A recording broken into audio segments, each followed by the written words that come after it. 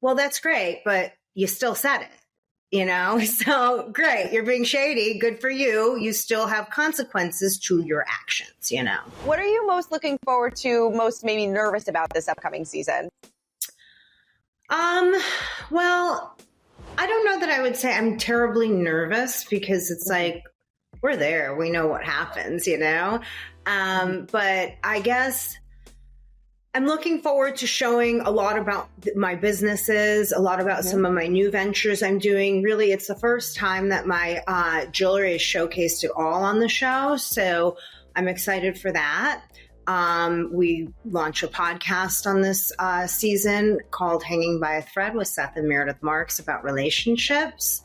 And of course, I launched my caviar as well. And so business-wise, I had a lot going on and it was really fun and exciting. So I'm probably looking forward the most to that. Yeah, you have, oh my God, so much going on. Podcast, caviar. I know I'm so disappointed that you're not in the studio because we could have been eating caviar right now, but we'll have to save it for next time. Now that you're several seasons into being a housewife, do you approach these seasons a little bit differently? Do you go into these seasons with a little bit more calmness because you know what to expect? For sure. I mean, I probably had the least clue of any housewife ever going into season one. Like, I really had no clue what I was getting into. I'd never watched until I knew I was on Housewives. And then I watched one episode from each franchise thinking that was a good idea, which really it was a horrible idea. One full season would have been a lot more effective to get the picture. So I really did not understand the whole story arc, the way the whole thing works. And now I do. And so, I you kind of know what to expect, from that standpoint, but the other women are always a wild card because you really never know what they've got going on. And, it doesn't take all that much to trigger somebody and get them set down a completely false path about you and they get fixated and, whatever. So that's definitely still a wild card, which is what makes good television.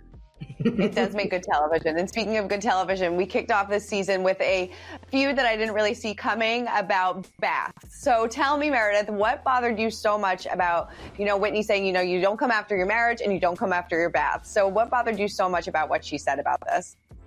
Obviously it's somewhat petty. Baths are very important to me. So people who know me, as I think most of the viewers know, it's something that's an important special time for me, a time for me to unwind, relax, kind of, I take very little time to myself. So that is one of the few moments I do take. And so, but it was not as much about the bath as much as this just ongoing dynamic that there's been with Whitney, where she just has attacked a lot of, things that are important to me, like my father's memorial or, whatever. And then it's always another reason for it, like, oh, I was told this, that, or the other. Well, you believe this, that, or the other over me, and ran with it, and you could have come to me. Or it's, I was being shady, like, she said in the bathtub, and well, that's great, but you still said it. So great. You're being shady. Good for you. You still have consequences to your actions, Does this kind of set the tone for the two of you for the rest of the season? Because, when you confront her, she doesn't really seem very apologetic about it. So does this set the tone for the two of you going forward? I think to some degree, yes. I think to some degree, you'll see I am not a grudge holder as much as everyone else on this, in the circle tries to make it seem like I am. I really let things go pretty easily.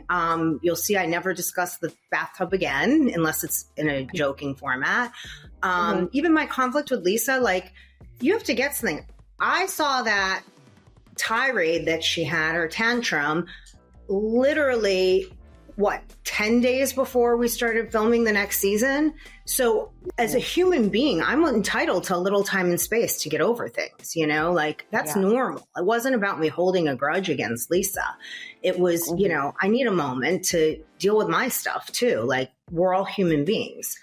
Right. So no, I'm not, I let things go actually pretty easily. It just, it's noted. Of course it's noted. I'm not an idiot. If somebody mistreats me, I'm going to remember that they treated me that way so I don't subject myself to it again. But it's not like I'm holding a grudge against them for it. I'm moving on. I've got like way bigger and better things to worry about. Yeah. Even in that episode, you say to Whitney as well that you found out that she was actually the source of those pretty damning rumors that happened at the reunion, that you were taking ketamine and things like that. I mean, is that something that when you found that out, was your mind kind of blown? Yeah. And I mean, obviously that set also the tone for me being irritated, because it's all the same kind of thing. It's talking about me in a negative manner with things that just aren't truthful. And, I mean, let me set the record straight, because for whatever reason, I've said this 100 times, but it has never aired. I have never seen ketamine. I've never done ketamine. I barely even really know what it is. And I'm not judging people who do, because I really don't care. I'm not into drugs personally. If you are, good for you. That's fine. Not my problem. But it's not my thing. A little weed, but that's it. That's it. What I did like about this first episode is that a lot of people try to kick things off, have a fresh start to the season. And you went up to Lisa and were like, kind of, let's have lunch, let's start over. Why was that important to you? And did you miss that friendship like Lisa said you did? Of course I missed aspects of the friendship, but the last year of our relationship had become like really, really toxic and uncomfortable. And I had sensed so much hostility from her, and I kept asking, is something wrong? And she kept saying, no, we're good. And so I didn't miss that at all. There were old elements that I did miss. But the reality is we are adults, and, we can find a common ground. It may not be what it was before, or it may be. I don't know. I can't predict what the future will hold. I can't predict how she's going to, treat me or respond or react to me. So I have no idea what it will be. But there's just no reason for there to be this tension and hostility and having it emanate to, everyone around us. So in my view, it was like, this is just the right thing to do at the end of the day. Like, I didn't foresee her making the effort to clear it up. So I thought, you know what? I'll do it. Yeah. Do you foresee this relationship and this friendship getting back to the way it was, even pre-Housewives? I mean, I have no idea, You'll have to watch the season to see our journey together. Where we'll land and end up, I don't know. She said on Watch What Happens Live last night that her level of trust with me is at about a 4. So that doesn't seem like a really good ground to develop off of. So, I guess my level of trust with her is somewhat irrelevant at this point if she's only at a 4 with me. Right. Yeah. No, that's what I was going to ask, where you are at that scale. But I guess, like you said, it's kind of irrelevant. Were you surprised that Heather and Whitney put their differences aside and wanted to have a fresh start as well? Because that feud was pretty intense last season. Yeah. I mean, I think it's really positive that they did. Obviously, like, no one wants to see friends not getting along, and I mean, maybe to some extent they do, but not permanently. So, I thought it was great that they kind of found a way to reconcile and move forward. And I mean, yeah, it's surprising that it was, I was surprised that it was that early on. I would have thought it would have happened. I just didn't think it would happen that quickly. Yeah. But you'll see, they have a journey too, and you'll see that unfold throughout the season. We're still talking about that Blac guy, Meredith. Are we ever going to get the answers to what happened that night? And do you know? Maybe. So maybe we'll get the answers, or maybe or maybe both. Both. Maybe both. The biggest mystery of Salt Lake City Housewives ever. Did you read Heather's book, and what did you think about it? I did actually read Heather's book. I don't know, maybe I didn't speak up in the moment, or I don't remember what unfolded there, but I did actually read Heather's book, or 90% of it. Like, there were some portions I skipped through. But yeah, no, I thought she did a great job. You know, Heather is very well spoken, and she's witty and funny, and I thought she did a fantastic job with the book. I really do.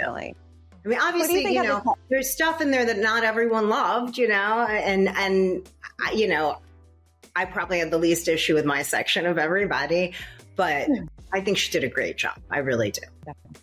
Who do you think had the toughest season this season? That's a tough question, because I think it goes through a lot of different moments for everybody. I honestly don't know that anyone had an easy season at all. In fact, I'd be pretty surprised if anyone would say, oh, I had a really easy season. I mean, I definitely had a tough time, and maybe others had it as tough. I don't know. I think maybe I had the toughest one, but that might just be because it's me and I actually experienced it as opposed to somebody else. But it was very rough at times, very rough. Yeah. What would you say was the hardest thing that you had to go overcome this season then?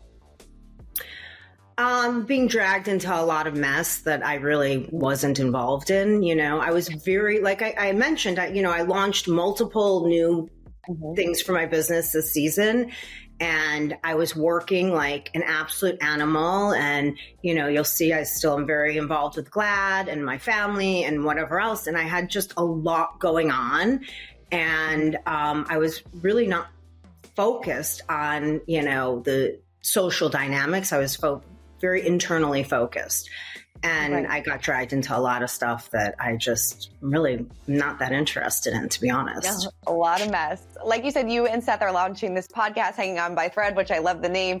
But how would you say the state of your marriage is now? Obviously, the two of you had some issues and some things that you had to overcome, but how are you guys doing now? You know, overall, great. Like, I think our relationship is in the best place that it's ever been. But that being said, we have moments, you know, we have times where we don't see eye to eye. We have times where we fight. We have times where it gets very contentious for, you know, a period. And then it's like, we're now in a position, though, whereas before we would just harbor hostility and anger and it would just, you know, grow and get worse. We now have the tools through marital counseling where we can reflect and be somewhat self-reflective as well and say, oh, wait, I think maybe this is what's going on, and sit down and talk about it rather than just point fingers. So, you know, like I noticed a dynamic where we had more tension when we were with our kids. And I finally figured out why that was. And we sat down and we talked about it and, you know, worked through it. And so, no, it's not perfect, you know, but it's good. It's really good. And we have fun together. And, you know, we're traveling like crazy right now, which is fantastic. And we're together. And, you know, I mean, I'm in a hotel room suite with him for a week right now. It's not like we're in large spaces, and we're loving it. We're doing great together. Yeah. Do you feel like now that you figured out like why you had that tension around your kids, do you feel like it's made you a better mother as well? 100%, because I think the more self-awareness you have in general makes you a better parent. Parenting is just it's a lot, you know. It is. It's hard. It's such a big responsibility, and you don't want to make mistakes, you know. It's not like business where if you make a mistake, you can fix it. Like, mistakes with kids tend to be big. Yeah. Is it harder now that the kids are older, or was it easier when they were a little bit younger? Or it maybe different, maybe it's both. It's just as difficult, but in a different way. You know, like when they're little, it's physically difficult, you know, whether it's the baby you're getting up at night or the toddler you're chasing or whatever, you have to be very present physically. But if you're emotionally a little bit absent, it doesn't really matter as much, you know, whereas now you have to be super present emotionally, and they're, you know, calling you, depending on which kid and what's going on, sometimes multiple times a day. You know, if they have something going on and they need help, they're going to keep calling all day long. And you have to, you know, be able to have the time and the wherewithal to focus and help them. And sometimes the problems are big and you don't know the answers and you don't want to misguide. So it's a lot, you know, parenting a big deal. It really is. Were you there for Whitney at all this season? Because in the trailer, we see that she and her husband are going through some marital problems this season. Were you there for her? And was that surprising to you that the two of them were kind of navigating this new chapter of their marriage? Yes. I didn't know very much about that at all during the season. So really the trailer was the first that I had found out the level at which, there were some issues going on. So no, I really wasn't there for her to answer the question because I couldn't be. I didn't know. Right. Obviously a big thing this season is Jen is not there. In the first episode, Heather says that she almost felt like it was a weight lifted off her shoulders, her not being there. Did you feel the same way? I don't know if that's what I would say. I think that every person involved in this, they bring a different element and the dynamics shift every single season because something has changed in the element, of our group every season.